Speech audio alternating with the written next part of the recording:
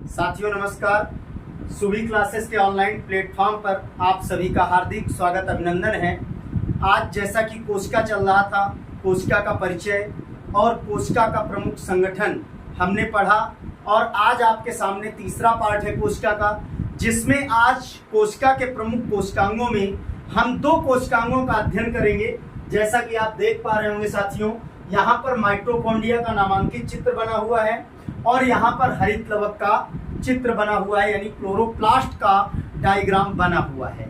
तो आज हम क्लोरोप्लास्ट और उसके अलावा माइटोकॉन्ड्रिया के बारे में संपूर्ण जानकारी प्राप्त करेंगे। सबसे पहले, जैसा कि आपको पता है कि जो माइटोकॉन्ड्रिया है, माइटोकॉन्ड्रिया जो कोशिकांग है, इसे कोशिका का पावर हाउस कहा जाता है। माइटोकॉन्ड्रिया को क्या कहा जाता है दोस्तों?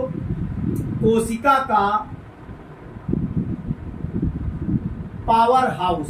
क्या कहते हैं? Power house.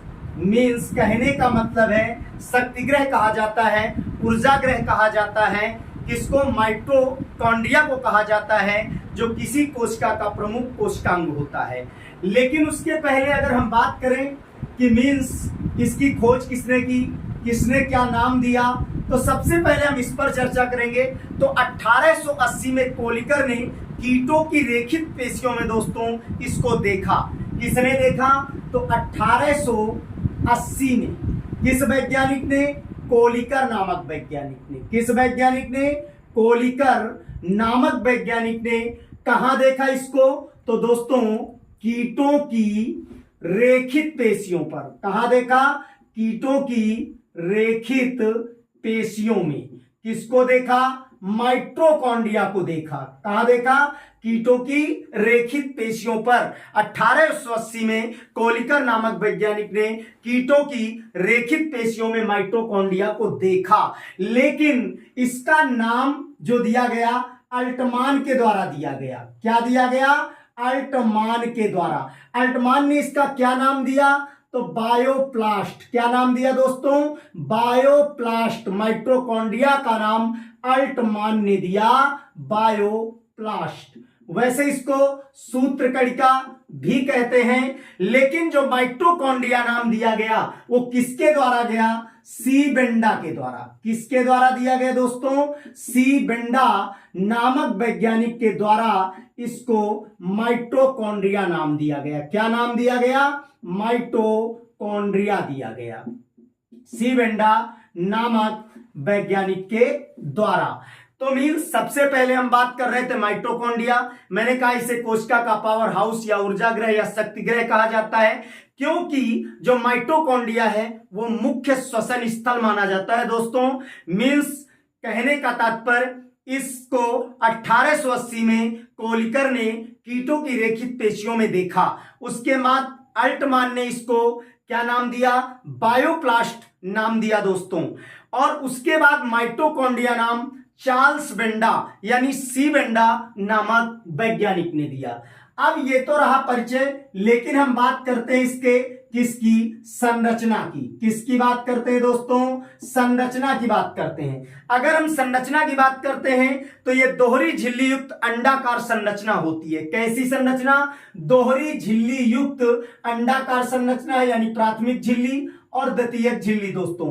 तो दोहरी झिल्ली युक्त अंडाकार संरचना जो पाई जाती है वो माइटोकॉन्ड्रिया होती है, जो कोशिका का प्रमुख कोशिकांग होता है। अब इसमें जो बाह्य परत इसकी बनी होती है वो किसकी बनी होती है? लिपोप्रोटीन की बनी होती है। माइटोकॉन्ड्रिया की संरचना में जब बात करते हैं तो क्या?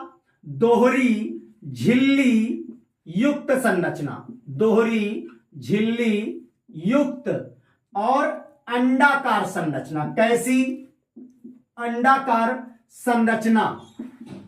अंडाकार संरचना क्या है? माइटोकॉन्ड्रिया कहलाती है। और उसके अलावा जो इसकी बाह्य परत होती है, बाह्य परत किसकी बनी होती है? बाह्य परत जो इसकी होती है दोस्तों, लिपोप्रोटीन की बनी होती है। किसकी बनी होती है? लिपोप्रोटीन की बनी होती है। बाह्य परत किसकी बनी होती है? लिपोप्रोटीन की बनी होती है। अब माइटोकॉन्ड्रिया के अंदर कुछ उंगली के समान उभार युक्त संरचनाएं दिखाई देती हैं। जैसा कि आप देख पा रहे होंगे नामांकन में मैंने उनको किस्ट्री लिख रखा है। तो जो उंगलियों के समान उभार युक्त संरचनाएं दोस्तों पाई जाती हैं वो क्या कहलाती है? किस्ट्री। यानी यहां पर लिख देता हूं, उंगलियों के समान उभार युक्त संरचना क्या कहलाती हैं? तो वो कहलाती हैं क्रिस्टी। जो माइटोकॉन्ड्रिया के आंतरिक स्तर पर जो संरचना दिखाई देती है उभार युक्त, ये क्या कहलाती हैं? क्रिस्टी कहलाती हैं। जो आंतरिक परत पर उपस्थित होती हैं, पाई जाती हैं, अर्थात खूंटी के समान जो संरचनाएं हैं उन्हें क्या कहा जाता है? खूंटी के समान जो माइटोकॉन्ड्रिया में संरचना होते हैं या संरचनाएं पाई जाती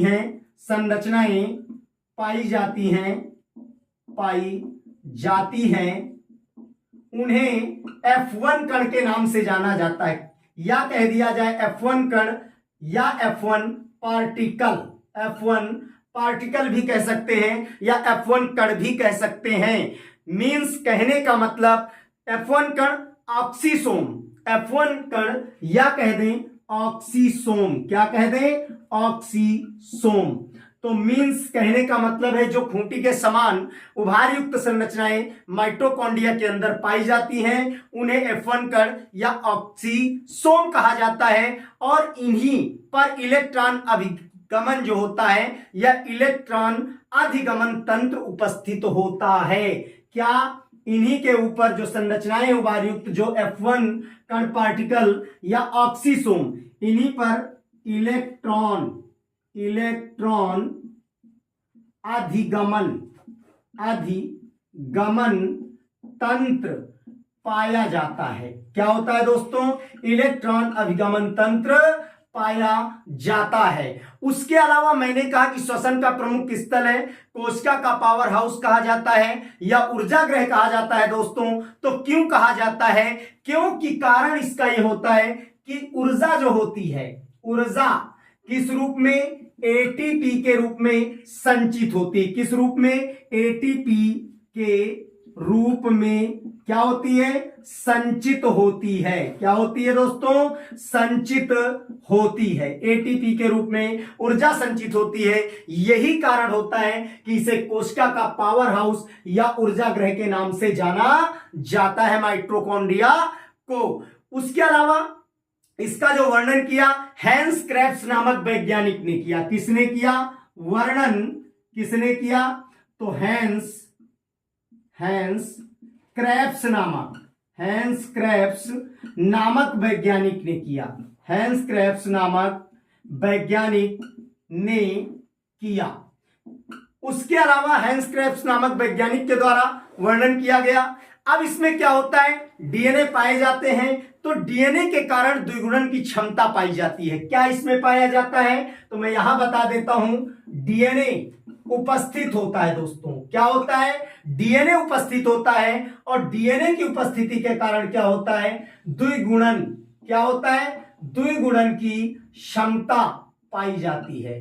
द्विगुणन की क्षमता पाई जाती है। यानी अगर डीएनए की उपस्थिति है और द्विगुणन की क्षमता पाई जाती है तो यह स्वयं वृद्धि करने में क्या होते हैं? सक्षम होते हैं। पुनः मैं एक बार रिपीट करता हूं, यह माइटोकॉन्ड्रिया का दोस्तों डायग्राम है आपके पास। माइटोकॉन्ड्रिया के इस डायग्राम में दोहरी झिल्ली युक्त अंडाकार संरचना होती है और उसके अलावा उभार युक्त जो संरचनाएं पाई जाती हैं क्रिस्टी कहलाती हैं। इसकी बाह्य परत जो दोस्तों होती है वो किसकी बनी होती है? तो लिपोप्रोटीन की बनी होती है। उसके अतिरिक्त पहली बात कि लिपोप्रोटीन की बनी होती है। उंगलियों के समान उभार युक्त संरचनाएं मैंने कहा क्रिस्टी पाई जाती हैं। जो खूंटी के समान संरचनाएं दिखाई देती हैं या पाई जाती हैं वो F1 पार्टिकल या F1 कण कहलाते हैं, मीन्स ऑक्सीसोम। और इन्हीं के ऊपर इलेक्ट्रॉन अधिगमन तंत्र पाया जाता है। क्या पाया जाता है दोस्तों?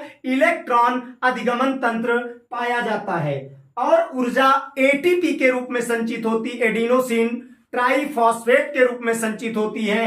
इसलिए इसे क्या कहा जाता है? कोशिका का पावर हाउस कहा जाता है। इस बारे में वर्णन किस वैज्ञानिक ने किया? तो हैंस क्रेब्स नामक वैज्ञानिक ने किया। खोज की अगर हम बात करें तो सबसे पहले 1880 में कोलिकर नामक वैज्ञानिक ने कीटों की रेखित पेशियों पर इसको देखा। दोस्तों, बायोप्लास्ट जो नाम दिया गया वो अल्टमान के द्वारा, लेकिन सी वेंडा ने इसको माइटोकॉन्ड्रिया क्या किया? नाम दिया। अब यहां पर हम देख पा रहे हैं कि यहां पर यह दोहरी झिल्ली युक्त संरचना है, उभार युक्त संरचनाएं क्रिस्टी कहलाती हैं। ये बाहर की परत जो समतल सपाट परत होती है, लिपोप्रोटीन की जो बनी होती है, वो बाह्य झिल्ली के रूप में है। उसके अंदर का जो भाग है वो आंतरिक झिल्ली के रूप में है, और जो तरल पदार्थ इसके मध्य में पाया जाता है, जैसे कोशिका में कोशिका द्रव्य, केंद्रक में केंद्रक द्रव्य, उसी तरह से माइटोकॉन्ड्रिया में जो अंदर तरल पदार्थ पाया जाता है वो क्या कहलाता है? अधात्री या मैट्रिक्स कहलाता है। क्या कहलाता है दोस्तों? अधात्री या मैट्रिक्स कहलाता है। तो माइटोकॉन्ड्रिया दोस्तों कोशिका का प्रमुख कोशिकांग है, और बहुत बेहतरीन तरीके से शायद समझ में आया होगा। तो ये रही बात माइटोकॉन्ड्रिया की। अब हम दूसरे क्रम में बात करेंगे किसकी? लवक की बात करेंगे। तो मैं इसको साफ करता हूं, आप स्क्रीनशॉट भी ले सकते हैं। इसके अलावा अब हम लवक की बात करेंगे। लवक क्या होता है? तो आपने सुना होगा कि पादप कोशिकाओं में मुख्य रूप से लवकों की उपस्थिति पाई जाती है, जंतु कोशिका में नहीं पाई जाती है। जंतु कोशिका में उपस्थिति नहीं होती है। लवक की बात करें दोस्तों तो लवक 3 प्रकार के होते हैं: वर्णी लवक, अवर्णी लवक और हरित लवक। यहां से यह सिद्ध होता है कि जो वर्णी लवक हैं अर्थात रंगीन होते हैं, कलरफुल होते हैं। अवर्णी लवक जो होते हैं उनमें कोई रंग नहीं पाया जाता है। हरित लवक की अगर हम बात करते हैं तो हरित लवक जो होता है सीधा पादप जो होते हैं हरे प्रकार की, जिनमें पत्तियां दिखाई देती हरी आपको, क्लोरोफिल के कारण अर्थात प्रकाश संश्लेषण में मुख्य रूप से सहायक होते हैं। तो यहां से मैं शुरू करता हूं। लवक यानी जिसे हम क्लोरोप्लास्ट कह देते हैं। यह शब्द जो दिया गया, शब्द किसने दिया? शब्द तो सिम्पर नामक वैज्ञानिक ने दिया। किसने दिया दोस्तों? सिम्पर नामक वैज्ञानिक ने लवक शब्द दिया। लेकिन अगर इसी के बाद हम बात करें कि इसको खोजा किसने, तो खोज हेकल नामक वैज्ञानिक ने किया। किसने किया? हेकल या हीकल नामक वैज्ञानिक ने खोज किया। लेकिन मैंने पहले कहा कि संसार में जितने पेड़ पौधे पाए जाते हैं सभी प्रकाश संश्लेषण की क्रिया करते हैं और अपना भोजन स्वयं बनाते हैं। जैसा हम फोटोसिंथेसिस रिएक्शन यानी प्रकाश संश्लेषण की क्रिया पढ़ते हैं, जिसे नॉर्मल तरीके से मैं कह दूं CO2 + H2O, एरोसाइन, chlorophyll, sunlight, C6H12O6 + O2। तो क्या हो गया? प्रकाश संश्लेषण रिएक्शन। तो सभी पादप प्रकाश संश्लेषण की क्रिया करते हैं दोस्तों, और सभी में क्या पाया जाता है? यानी लवक की उपस्थिति होती है, जिसमें मुख्य भूमिका हरित लवक की होती है। तो सीधा कह सकता हूं कि सभी पादप कोशिकाओं में, सभी पादप कोशिकाओं में उपस्थित होता है। सभी पादप कोशिकाओं में इसकी उपस्थिति पाई जाती है। अगर यहां पर मैं बात करूं किसकी? अपवाद की, तो अपवाद में कुछ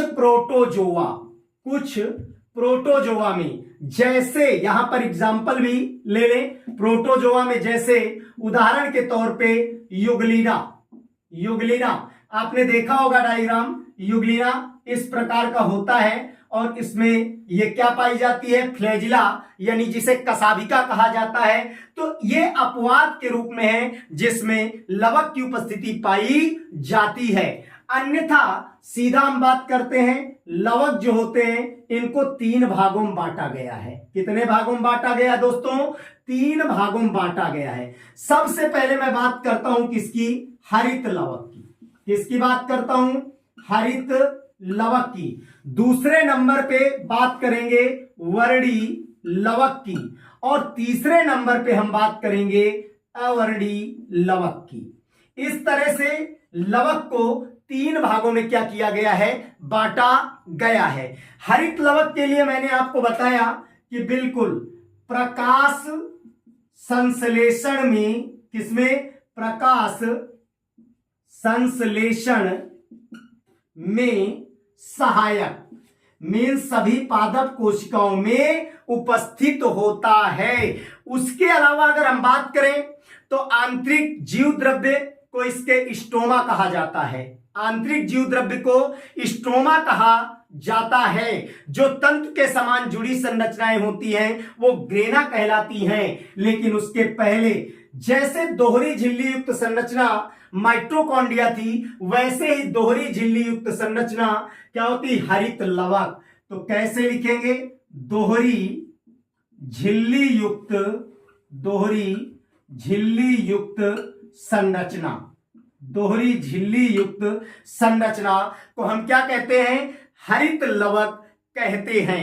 ये जैसे इसमें बताया था कि लाइपोप्रोटीन का बना होता है, तो ये जो दोहरी झिल्ली युक्त संरचना है ये भी किसकी, लाइपोप्रोटीन की बनी होती है। किसकी बनी होती है, लाइपोप्रोटीन की बनी होती है। किसकी बनी होती है दोस्तों, लाइपोप्रोटीन की बनी होती है। उसके बाद मैंने कहा इस संरचना का जब अध्ययन करते हैं तो आंतरिक जीव द्रव्य जो होता है स्ट्रोमा कहलाता है। क्या कहलाता है, तो यहां पर आंतरिक जीव द्रव्य, इधर लिख देता हूं मैं, आंतरिक जीव द्रव्य को क्या कहते हैं, स्ट्रोमा। क्या कहते हैं भाई, स्ट्रोमा कहते हैं। आंतरिक जीव द्रव्य क्या कहलाता है, स्ट्रोमा कहलाता है। लेकिन तंतु के समान जो जुड़ी हुई संरचनाएं होती हैं वो क्या कहलाती हैं, तो ग्रेना, यानी तंतु के समान, तंतु के समान संरचनाएं, संरचनाएं क्या कहलाती हैं, ग्रेना कहलाती हैं। क्या कहलाती हैं, ग्रेना कहा जाता है उनको। तंतु के समान जुड़ी हुई संरचनाओं को क्या कहा जाता है, ग्रेना कहा जाता है। उसके अलावा डीएनए जो होता है उपस्थित होता है। डीएनए की उपस्थिति के कारण इसमें भी क्षमता उसी प्रकार की पाई जाती है। जीव द्रव्य में डीएनए पाया जाता है। ग्रेना का निर्माण कौन करता है, गोल चपटी जो संरचनाएं होती हैं जिन्हें थैलेकॉइड कहा जाता है। ग्रेना का निर्माण, ग्रेना का निर्माण गोल चपटी, या मैं यूं कह दूं सिक्के के ढेर के समान दिखाई देने वाली संरचनाएं या गोल चपटी संरचनाएं, जो ग्रेना का निर्माण होता है उन संरचनाओं से, और उसे कहा क्या जाता है, थाइलेकॉइड। क्या कहा जाता है, थाइलेकॉइड कहा जाता है। मैं पुनः रिपीट करता हूं, प्रकाश संश्लेषण में सहायक, सभी पादप कोशिकाओं में उपस्थिति। उसके अलावा मैंने कहा दोहरी झिल्ली युक्त संरचना होती है, लाइपोप्रोटीन की बनी होती है जो दोहरी झिल्ली युक्त संरचना है।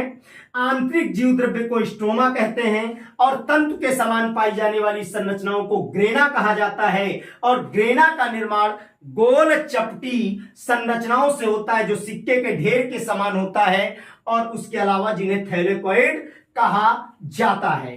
अब इसको मैं साफ करता हूं दोस्तों। उसके बाद बात करते हैं अपन किसकी, वर्णी लवक की और अवर्णी लवक की। तो मैंने पहले कहा कि वर्णी लवक जो होता है रंगीन होता है, रंग युक्त होता है, और अवर्णी लवक जो होता है वो रंग विहीन होता है। वर्णी लवक की अगर मैं बात करूं तो वर्णी लवक किसमें पाया जाता है, पत्ती व काष्ठ में नहीं पाया जाता, यानी किसी भी पेड़ के पत्ती व काष्ठ यानी लकड़ी में उपस्थित नहीं होता है। यानी ना इसकी उपस्थिति पत्ती में पाई जाती है न लकड़ी में पाई जाती है। तो पाई कहां जाती है दोस्तों, पुष्पों में, बीजों में या अन्य भागों में विशेष रंग प्रदान करते हैं। किसमें, पुष्पों में, उसके अलावा प्लस बीजों में अनेकानेक विशेष रंग देते हैं। क्या करते हैं, विशेष प्रकार के रंग। जैसा कि हम देख पाते हैं अलग अलग प्रकार के भिन्न भिन्न प्रकार के पादप हैं, भिन्न भिन्न प्रकार के पुष्प आते हैं, उनको अलग अलग प्रकार के जो है रंग पाए जाते हैं। किसी में एंथोसाइनिन है तो किसी में अन्य प्रकार के पाए जाते हैं। तो कहने का मतलब है अलग अलग प्रकार के विशेष रंग जो प्राप्त होते हैं पादपों को, वो वर्णी लवक के कारण प्राप्त होते हैं, केवल पेड़ की पत्तियों में, काष्ठों में नहीं पाए जाते, क्योंकि मैंने ऑलरेडी बता दिया है पत्तियों में हरित लवक की उपस्थिति पाई जाती है जो प्रकाश संश्लेषण में सहायक होता है। तो इसलिए पत्ती व काष्ठ में नहीं, पुष्पों में, बीजों में उपस्थिति पाई जाती है और विशेष रंग प्राप्त होते हैं। अवर्णी लवक की जब हम बात करते हैं तो अवर्णी लवक मैंने कहा जहां ऐसा भाग जहां प्रकाश ना पहुंचता हो या प्रकाश संश्लेषण की क्रिया ना होती हो, प्रकाश संश्लेषण की क्रिया नहीं होती हो। तो करते क्या है ये, मीन्स सीधा मैं लिख दूं प्रकाश संश्लेषण नहीं, लेकिन करते क्या है फिर, तो भोज्य पदार्थों